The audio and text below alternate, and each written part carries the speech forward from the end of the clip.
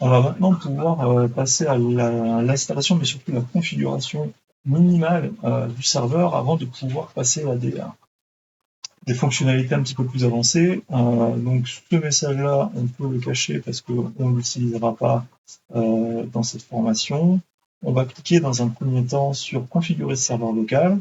On va attribuer un nom à notre serveur. Pour ce faire, on va utiliser tous les liens hypertextes qui sont présents sur cette interface. Donc ce sont simplement des raccourcis. Quand je clique sur ce nom, ça m'amène directement aux propriétés système qui va me permettre de renommer la machine. Donc, on ne rentrera pas cette information dans la description, hein. On veut vraiment changer son nom. Pour ce faire, on va cliquer sur modifier. Et ici, on va lui attribuer un nom.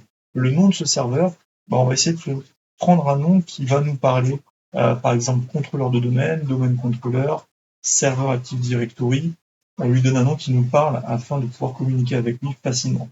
Moi, j'ai pour habitude de l'appeler DC pour domaine contrôleur. La validation du changement de nom impose un redémarrage, ce que l'on va faire un petit peu plus tard. Donc, je le garde en ultérieurement. Deuxième obligation que l'on a, vu que c'est un serveur et du coup c'est un organe de sécurité, le serveur va permettre de diffuser des services au sein de mon réseau. Il faut qu'il soit donc toujours disponible, même si des services IP sont pas opérationnels. Donc on doit, de manière statique, attribuer des adresses IP.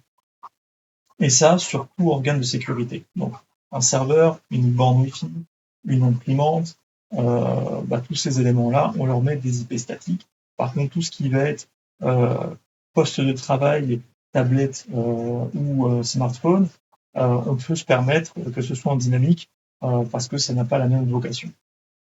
Donc on va cliquer sur attribuer l'adresse IP V4. Ça nous ouvre le raccourci qui est identique au fameux ncpa.cpl que je vous montre. Donc exécuter ncpa.cpl, on voit bien que ça nous ouvre la même interface. On va cliquer sur la carte réseau, propriété IPv4, et on va attribuer de manière statique une adresse IP. Donc là, vous attribuez une adresse IP quelconque dans une classe quelconque, c'est à vous de le définir par rapport à ce que vous souhaitez réaliser. Moi, j'ai tendance à toujours placer les serveurs au début du réseau et la passerelle en dernier si jamais il y en avait une. Donc ici, je vais attribuer l'adresse 10.0.0.1.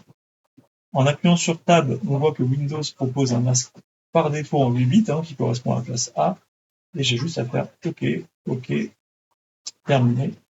Et là, je sais que l'adresse IP a été attribuée. Maintenant, je vais cliquer sur la configuration en renforcée d'Internet Explorer. Et ici, hop, on va basculer sur désactiver pour éviter des demandes régulières quand je veux naviguer sur Internet au niveau du serveur. Maintenant, mon serveur est prêt dans sa configuration d'origine, donc je vais le redémarrer pour valider l'ensemble des paramètres. Et après, je pourrai passer à une configuration un petit peu plus poussée. Ici, on voit que quand on souhaite redémarrer, que Windows nous demande de justifier, ce qui est normal, c'est pour maintenir le log du serveur.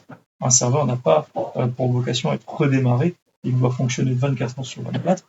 Ça lui permet d'inscrire une entrée dans ce journal, dans son tableau de bord, dans le journal de bord. Donc j'attends que le serveur redémarre. Hop, on va pouvoir réouvrir la session. Donc on se rend compte qu'avec 2 Go de RAM, et encore une fois, les valeurs CPU par défaut, ça va assez vite. Ça dépend vraiment de votre machine haute, quelles sont ses caractéristiques. On arrive donc sur le bureau, il va nous ouvrir le gestionnaire de serveur, donc le petit logo Frigo qui est celle-ci. Et quand je vais cliquer sur configurer serveur local, on va voir que le nom est pris en compte et que l'adresse IP aussi est pris en compte. Donc ici, il y a toujours un petit temps de latence, ce qui est normal, parce que le serveur démarre tous les services. Et on voit bien que le nom est bien attribué, l'adresse réseau est bien attribuée. Et la désactivation est bien prise en compte aussi. J'ai bien aussi fait attention de basculer le réseau ici de VMware sur un host Linux avant l'installation de la machine. Je veux vraiment éviter d'avoir une adresse IP qui soit automatique et temporaire qui vienne se caler par-ci par-là. Je veux pas avoir de problème. Donc là, ma machine est prête pour une configuration vraiment d'origine.